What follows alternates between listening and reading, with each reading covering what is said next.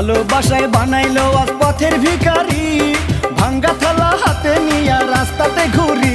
আপা গো দুইটা পয়সা দিয়া যান, সওয়াব দিব আল্লাহ মেহেরবান। ভালো মানুষ ভিক্ষা করো, এই কেমন স্বভাব? কাম কইরা খাও, দেখবা তোমার থাকবো না অভাব। ফকির গো আমায় মাফ কইরা দাও ভাই, আমার কাছে ভাঙতে টাকা নাই।